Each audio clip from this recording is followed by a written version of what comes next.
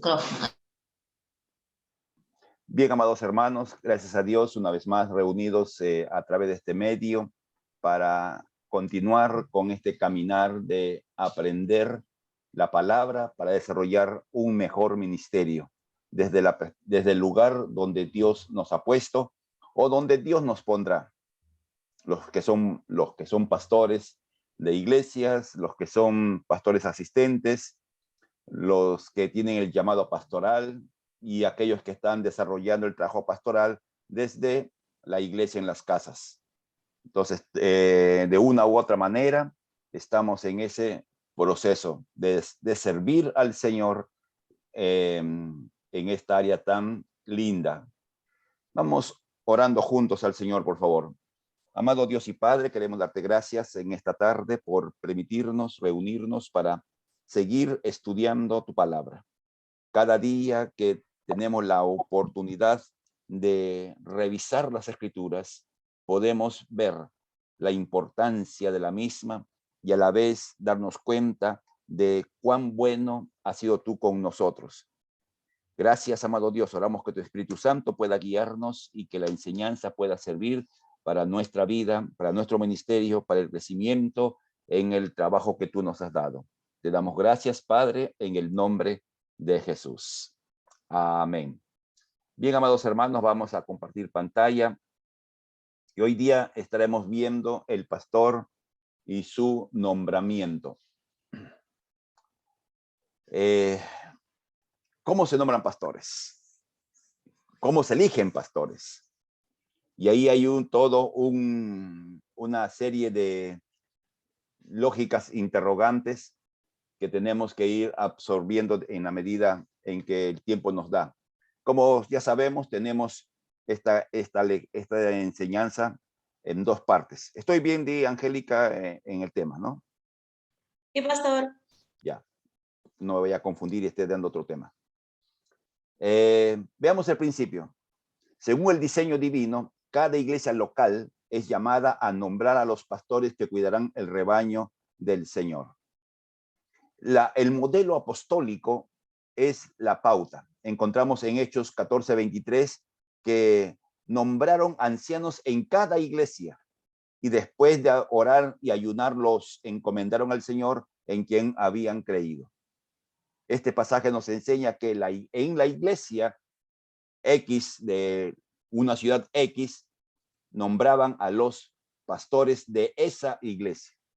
O sea, el diseño divino es que de la misma congregación salgan los que van a ser pastores. No hay lo que hoy día se ve en algunos lugares y en algunas realidades en que se invita a un pastor de X lugar para que venga a tal lugar, tal como me pasó a mí. Yo pastoreaba en Trujillo y pensaba que en Trujillo me iba a quedar hasta el fin de mi vida.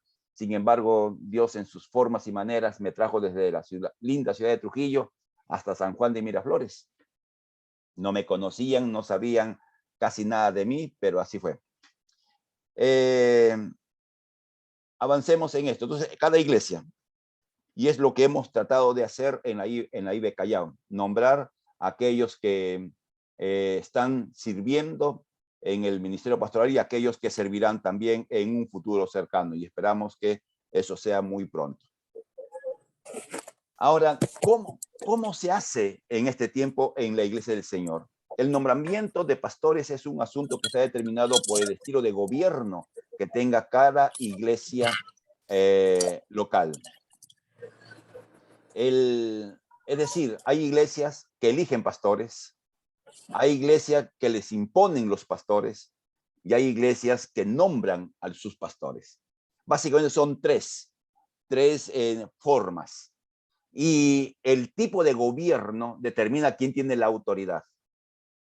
Para la autoridad espiritual, la autoridad legal, la autoridad real.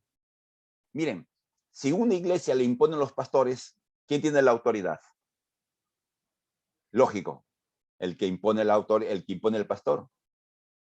Si la iglesia elige a sus pastores, ¿quién tiene la autoridad? Es la iglesia. Y del diseño divino es la iglesia la que debiera nombrar a sus pastores. Eso, ¿no? A través de los siglos, Me estoy adelantando, creo. Ya. En algunas iglesias locales, y esto es una realidad que no podemos negar, en algunas iglesias han sufrido por causa del nombramiento de pastores. Decir, nombran a un pastor o eligen a un pastor o imponen a un pastor de que no llena los requisitos divinos o que tiene problemas personales, y eso trae problemas. Al punto que hay iglesias que se han dividido por causa de pastores. Nos da vergüenza tener que decirlo, pero es una realidad. No, el nombrar pastores es una decisión vital en cualquier iglesia, por una sencilla razón. Se está eligiendo al responsable espiritual de vidas. No es como una empresa. Nombran a un ejecutivo, a alguien que trabaje como jefe, como director, etcétera, y si hace mal las cosas, la compañía pues sigue adelante. La gente pierde o gane, la compañía sigue para adelante. Pero una iglesia, si el pastor, el encargado espiritual de la iglesia fracasa, el fracaso lo sufren todos. Todos sufren el fracaso cuando ocurre las situaciones que estamos mencionando. Entonces, veamos las pautas divinas. ¿Cuál es el diseño original? Siempre tenemos que ir a la palabra. Durante estos domingos hemos mencionado ya hace varios domingos que la palabra de Dios es la verdad absoluta. Entonces tenemos que seguir el diseño divino. Y para seguir el diseño divino tenemos que ir a la palabra. Y nos vamos a sorprender, como me pasó a mí hace buen tiempo. Hace buen tiempo me pasó esto, me sorprendí estudiando estas verdades que hoy día estoy compartiendo con ustedes. Hay un estándar. Primera Timoteo, capítulo 3, del 1 al 7. Y Tito 1, del 5 al 9. Vamos a leer, ¿ok? Y vamos a explicar de manera muy rápida este pasaje. Palabra fiel, decir algo creíble de manera absoluta. Si alguno anhela, desea obispado o ser pastor, porque la palabra obispo es una de las palabras que se usa para señalar al pastor. Si alguno anhela, y la palabra anhelar es desear ardientemente, desear como que uno tiene un fuego dentro de sí mismo. Si alguno anhela, ¿se da cuenta? El llamado pastoral comienza en el corazón, Dios trabajando en el corazón de la persona. Tiene que haber ese anhelo, ese deseo. Buena obra desea. Decir, lo mejor que alguien pudiera aspirar es desarrollar trabajo pastoral. Pero es necesario, y es también necesario que nosotros subrayemos esta parte del texto. Pero es necesario, indispensable, ineludible. Esta es la pauta. Este es el estándar divino que se va a dar. Y a ver si cuentan cuántos requerimientos hay, ¿ok? Que el obispo sea irreprochable, marido de una sola mujer, sobrio, prudente, decoroso, hospedador, apto para enseñar, que no sea dado al vino, ni amigo de peleas, que no sea codicioso de ganancias deshonestas, sino amable, apacible, no avaro, que gobierne bien su casa, que tenga a sus hijos en sujeción con toda honestidad, pues el que no sabe gobernar su propia casa, ¿cómo cuidará de la iglesia de Dios? Que no sea un neófito, que no sea que envaneciéndose caiga en la condenación del diablo. También es necesario que tenga buen testimonio con los de afuera para que no queden en descrédito y en el lazo del diablo. ¿Cuántas características? ¿Quién las contó? 25. ¿Ah? 16. Yo conté 18. Yo conté 16. 18 son. Y leamos Tito, ya, para completar antes de preguntar. Por esta causa te dejé en Creta para que corrigieras lo deficiente y establecieras ancianos, que es otro nombre para decir los pastores. ¿Dónde estamos? así como yo te mandé. El anciano o el pastor debe ser irreprochable, marido de una sola mujer, que tenga los hijos creyentes que no estén acusados de desilusión ni rebeldía. Es necesario que el obispo o pastor sea irreprochable como administrador, no soberbio, no iracundo, no nodo al vino, no amigo de contiendas, no codicioso de ganancias deshonestas. Debe ser hospedador, amante de lo bueno, sobrio, justo, santo, dueño de sí mismo, retenedor de la palabra fiel como ha sido enseñada, para que también pueda exhortar con sana enseñanza y convencer a los que contradicen. ¿Qué es lo que falta acá? En esta lista de requerimientos, en este estándar que Dios Los pone. dones. Dones. Se supone que debiera comenzar el que desea el que sea obispado, el que sea pastor, tiene que tener el don. No lo dice. Es interesante. Y la razón es bien simple. Quien tiene el don de llamado a ser pastor según Dios, va a tener la gran mayoría de estos requerimientos como parte de su estilo de vida. ¿Se explica, no? Amén. Es como en fútbol usan un término, el biotipo.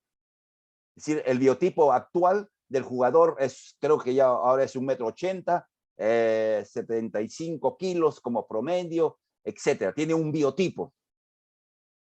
Entonces, hay jugadores, no como el famoso Cuevita, que hoy día todo el mundo le alaba, que no llena el biotipo, pero que hace un buen trabajo, porque tiene las ciertas habilidades que también tiene alguien que completa ese biotipo. Entonces, todo aquel que Dios ha llamado para el ministerio pastoral va a llenar, no todos los requisitos, porque ese es de toda la vida, pero va a ir avanzando en la obtención de estas características, porque si ustedes ven, son actitudes, son acciones. ¿Hay una pregunta, Julito?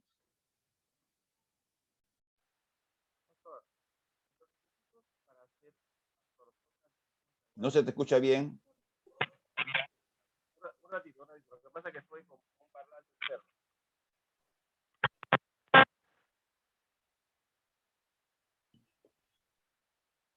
Peor, no se te escucha, Julito. ¿Me escucha? Ahora sí. Si los requisitos para ser pastor son tan altos, ¿por qué los requisitos para los otros dones de maestro, evangelista, profe y todo lo que da no requieren? Y pareciese que solamente los requisitos para pastor están sobre los demás requisitos, llámese para maestro, para evangelista. ¿Por qué la diferencia Bueno, a en ver, uno con otro? ya. En primer lugar, estos requerimientos son para todo creyente, por cierto, ¿no? Pero son exigencias para los pastores por la responsabilidad que tienen. A un maestro no tiene tan alta responsabilidad como un pastor. Un evangelista no tiene tan alta. Ahora, no se malentienda de que el pastor es mejor que los demás, en absoluto. Somos complementarios los ministerios. Pero dado la responsabilidad del pastor frente a una congregación, entonces se determina altos requisitos. En estos días hemos escuchado a nuestro señor presidente decir que no está preparado para el cargo, ¿no? Entonces, si no estaba preparado, no debió aceptarlo. Esto es como que yo quiero operar a Julito y voy a aprender operando. Julito sale corriendo en bata de hospital. Entonces, debido a ello, ¿no? Ahora, estos requerimientos son para todo creyente, como he dicho. Se espera que todo creyente busque llenar estos requisitos. Por eso, los llamados a la labor pastoral deben estar calificados para tal función. Entonces, sigamos adelante y veamos qué es lo que... Por lo tanto, nombrar pastores no solo es cumplir una norma, se debe valorar el carácter, el llamamiento y las cualificaciones bíblicas antes de ser nombrados. Carácter. Si ustedes se dan cuenta, casi todos los requerimientos tienen que ver con carácter. El carácter de la persona que va a ser nombrada. Porque quien tiene ese carácter se asume de que por lo menos parte de los requerimientos lo está cumpliendo. Por eso tenemos, no es por tanto por nosotros, sino como una pauta. Hay extremos, no nombrar pastores solamente por llenar. O sea, por tener pastores, diríamos. Como para lucir, ya tenemos 20 pastores, 30 pastores. O tampoco tenemos que cerrarnos, exigiendo más de lo requerido, cerrando la oportunidad a quienes la tienen. Entonces tenemos que mantener un equilibrio sano en el nombramiento de pastores. Y hasta la fecha, a todos de los pastores que hemos nombrado, todos, o la gran mayoría, diría yo, ha cumplido con el encargo que le fue encomendado por el Señor. Recuerde que el pastor Luis Meléndez no hace pastores. El pastor Luis Meléndez reconoce el llamado en las personas. Nada más. Esa es la tarea mía. Ya les conté cómo aprendí yo eso. Estos requerimientos no son imposibles de llenar. No son imposibles. No tienes que ser, no tienes que ser actor de Misión Imposible para llenar los requerimientos. Y como dije hace un momento, esta exigencia es por la responsabilidad que se nos es asignada. En Hechos 20, 28, 30, el apóstol Pablo se está despidiendo de la iglesia de Éfeso. Dice, tengan cuidado del rebaño en que el Espíritu Santo os ha puesto, y es el rebaño del Señor. Entonces, cuidar el rebaño del Señor implica que hay una alta responsabilidad. Y aparte de ello, todo pastor tiene una sobrecarga por la tarea que les ha sido encomendada. En Estados Unidos, por lo menos, uno de los funciones o oficios que más cuestan en asegurar es el ser pastor. O sea, si uno va a un seguro en Estados Unidos, si quiere comprar una póliza, le preguntan, ¿qué cosa es usted? Pastor. ¡Ala! Y te ponen para pagar una cuota mensual altísima porque han entendido la sobrecarga que implica ser pastor. Estamos hablando de aquellos pastores que tienen el llamado, que tienen la vocación, etcétera. No de algunos sinvergüenzas que en todo el mundo hay. Las demandas para los pastores, lo que dije al comenzar, no son exclusivas para ellos, son para cada hijo de Dios como parte de su desarrollo y madurez espiritual. Así que esto es para todos. Hay un autor que escribe La medida de la madurez. Y él dice esto. No, esto no solo es para los pastores. Se espera que todo hijo de Dios se esfuerce en ser marido de una sola mujer. Porque alguno puede decir, entonces como yo no soy pastor ni voy a ser pastor, puedo tener varias mujeres. ¿No? O sea, es exigencia para todos. Que no sea avaro. Entonces, como no voy a ser pastor y ni soy pastor, entonces voy a ser avariento. Tampoco. Entonces, por eso los requerimientos es para todos los creyentes, pero de modo especial para quienes tenemos el llamado pastoral o quienes estamos trabajando ya como pastores.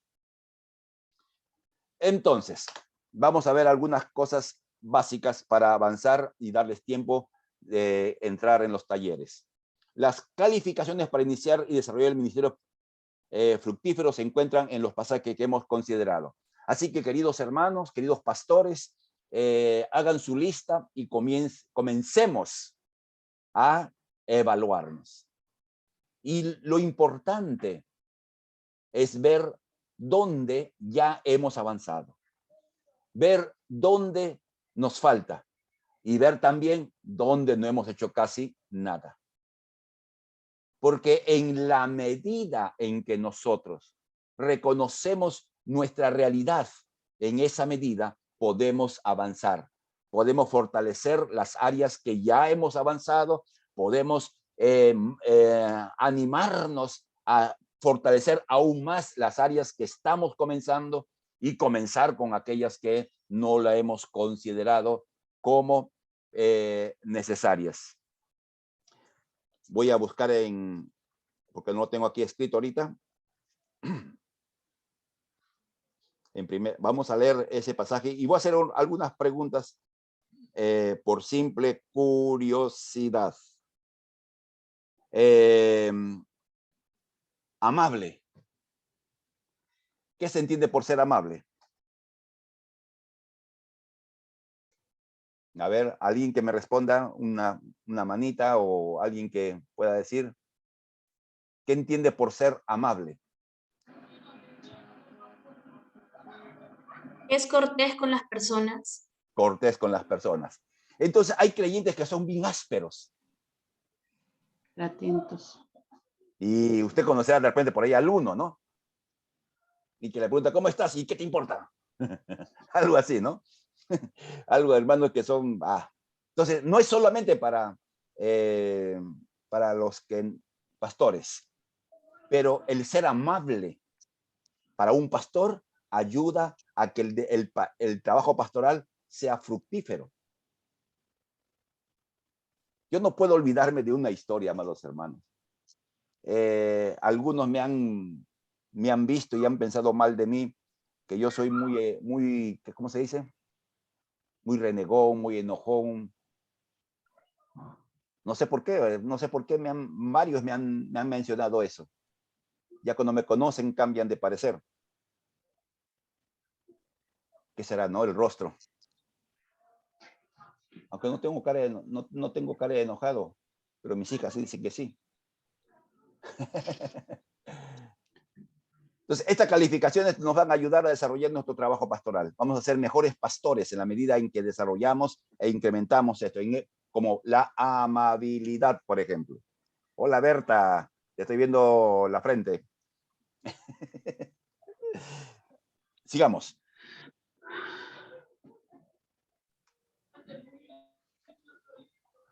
Una observación necesaria, lo que preguntamos al comenzar. Pablo señala cualidades de carácter, no mencionó el don de pastor mencionado en Efesios 4:11.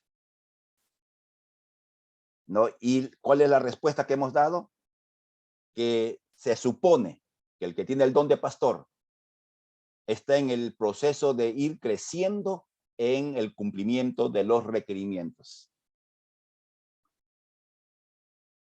No significa, aclarando, que no sea necesario el don de pastor, sino Dios, al que da el don, le da la gracia para llenar los requerimientos. Los requerimientos exigidos, debe decir, ¿no? ¡Hala! ¡Qué feo! Disculpen. Uno se da cuenta de los horrores después que lo comete. O sea, abrándoles a su corazón aquellos que creen que tienen el don, el llamado pastoral. Dios le da gracia para que usted pueda cumplir con los requerimientos.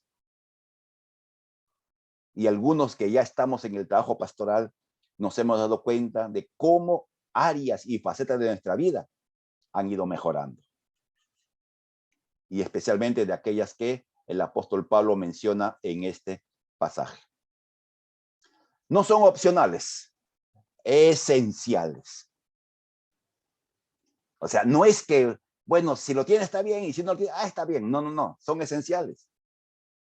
Porque estos requerimientos tratan de relaciones. Primero, relación con la familia. ¿No? Marido de una sola mujer. Luego menciona que tenga a sus hijos en sujeción. ¿Por qué? Porque los pastores somos espejos donde las personas nos ven.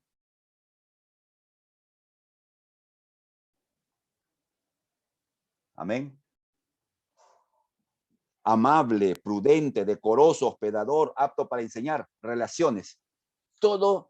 Casi todo lo que estamos mencionando, lo menciona, disculpen, Pablo en estas dos cartas, es relaciones. Con buen testimonio de los de afuera, relaciones, mis relaciones con mis vecinos, mis relaciones con el banco, si es que soy fiel pagador, etcétera. Ahora, por eso son esenciales. Porque si no tratamos de superarnos en las que son nuestras debilidades, nuestro testimonio como pastor es menoscabado. Por eso se refiere al estilo de vida y al carácter presente de uno, no a su pasado. Puede ser que alguno pueda llegar a ser pastor habiéndose divorciado antes de ser pastor.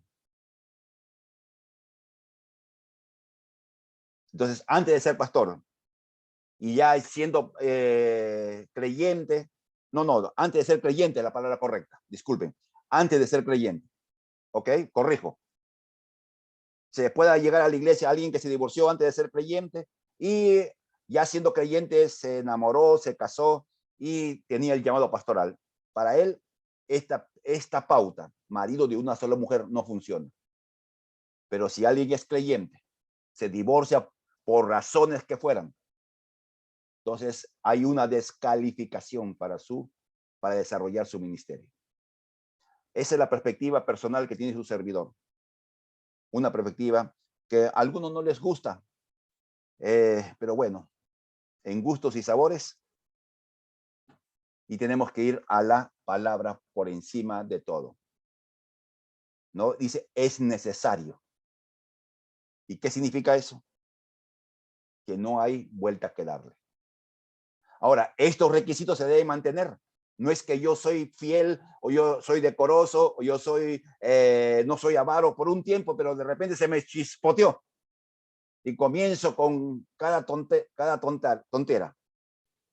Es algo que todos los pastores tenemos que ir desarrollando paso a paso. Vamos, ahí está. Enfatizan el carácter como pastor, más que más que sus habilidades. Algunos de ustedes me conocen porque ha desarrollado trabajo y conocen mi área débil, que es básicamente el saber plasmar las ideas que están en mi cabeza. Soy pésimo en ese sentido. No tengo esa habilidad. ¿No? Pero hay quienes lo tienen.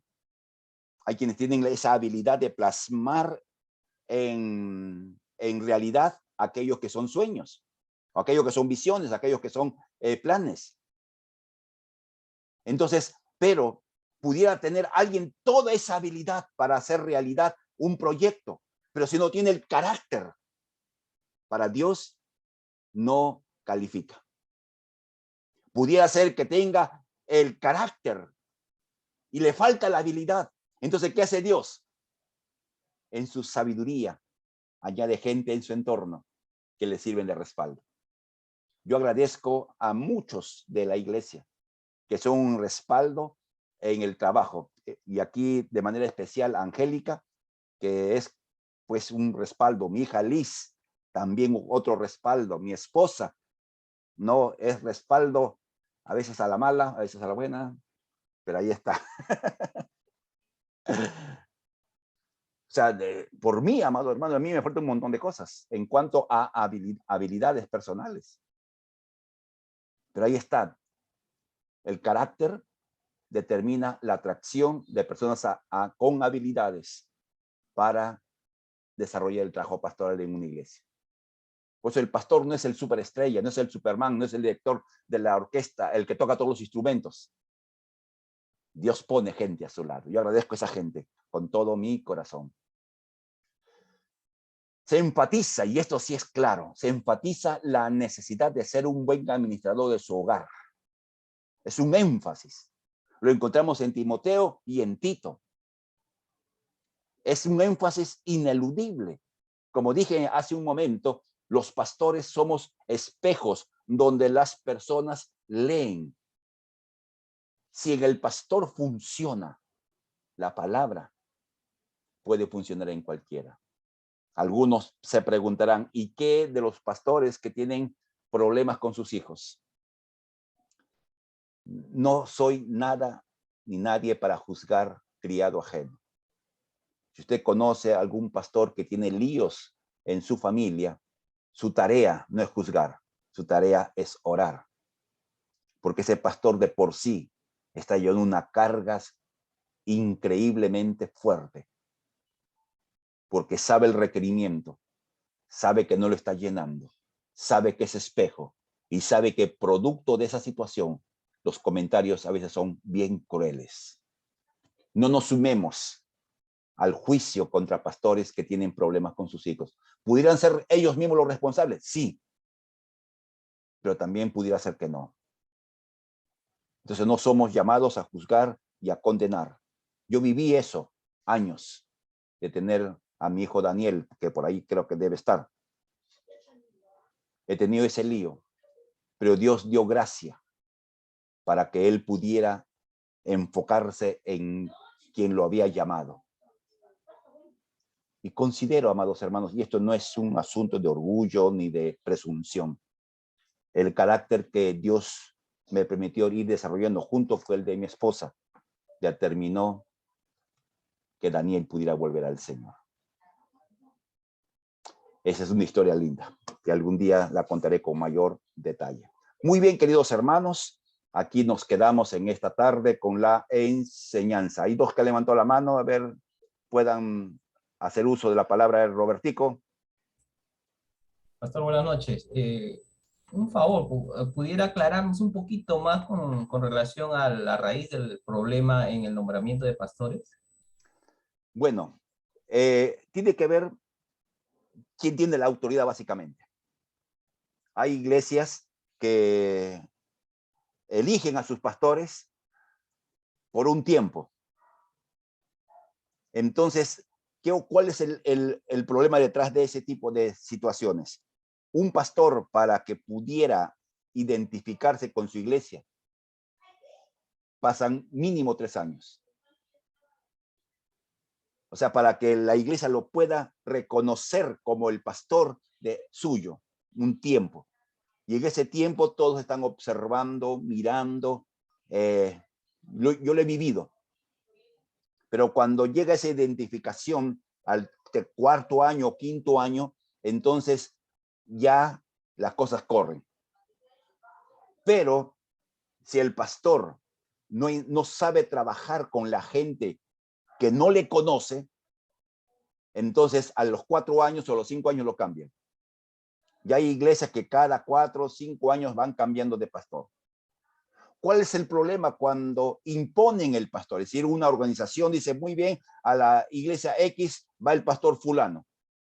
La iglesia no lo conoce, el pastor no conoce a la iglesia y viene el hecho de la tensión, como dos boxeadores que nunca han visto la pelea del otro y cómo van a pelear.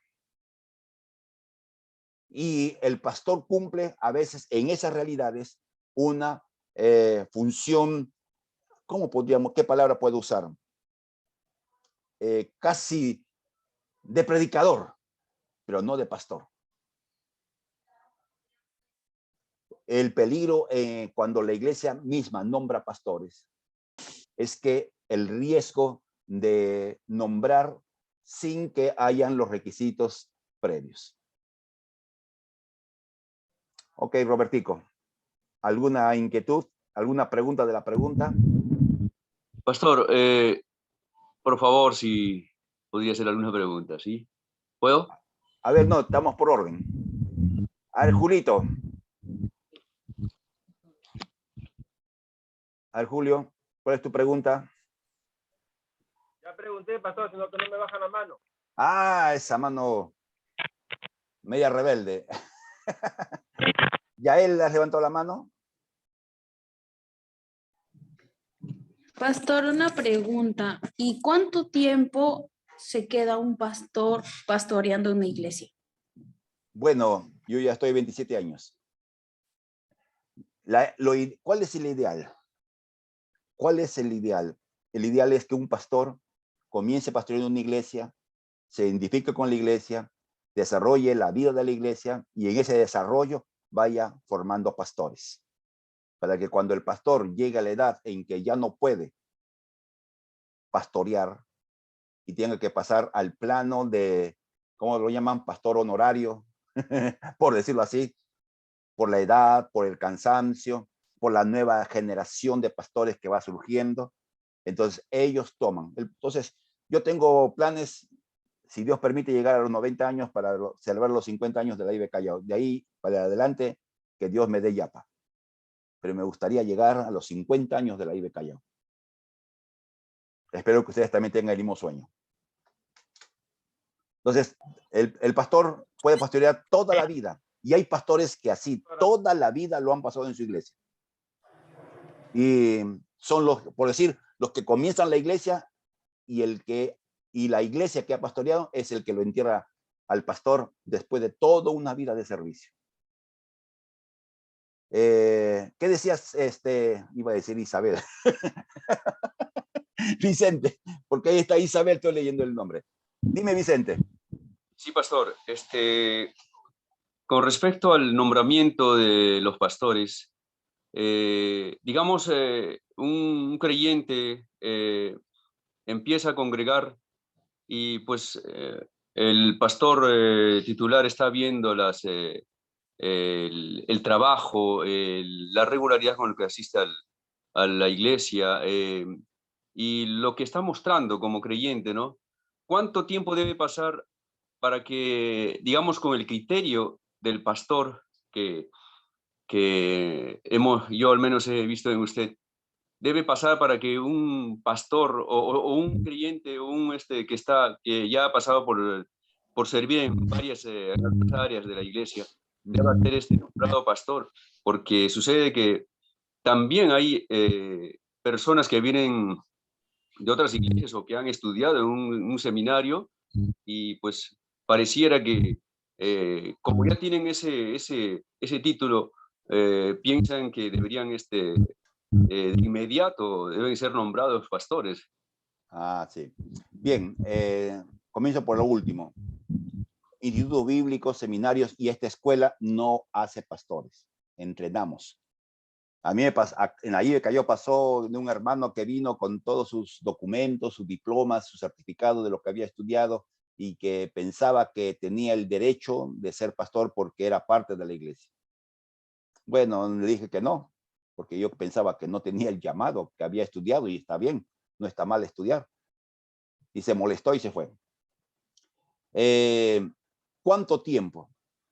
Yo me imagino con los hermanos que recién comienzan el camino de fe, pues la pauta lo da Jesús, 3 años.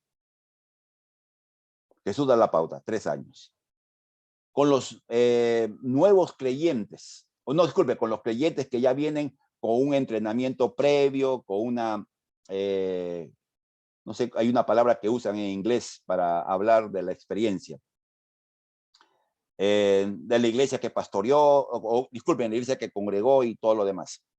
Entonces, para mí, debe pasar un tiempo prudencial en que la persona se identifique con la iglesia, con la IBE Callao, y se desligue emocionalmente de la iglesia de la cual participó.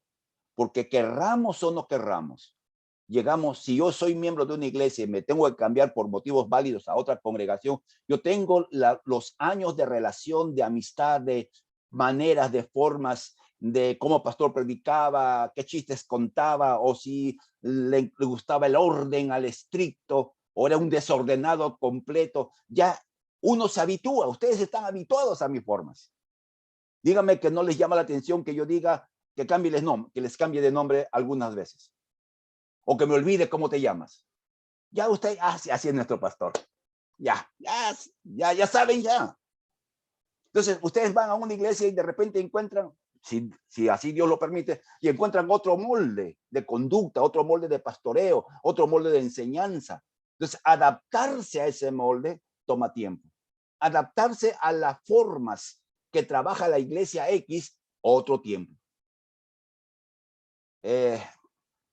Ahí ya depende, ahí no tengo yo un tiempo exacto, salvo que haya un conocimiento de la persona, en fin, algunos factores. Ok, queridos hermanos, ya está, la hora nos está ganando. Vamos a pasar a nuestros talleres. Así es, hermanos. Sé que por ahí nos hemos quedado algunos con algunas preguntas, pero vamos a pasar a la parte de los talleres. Ya pueden ir aceptando para que puedan pasar a los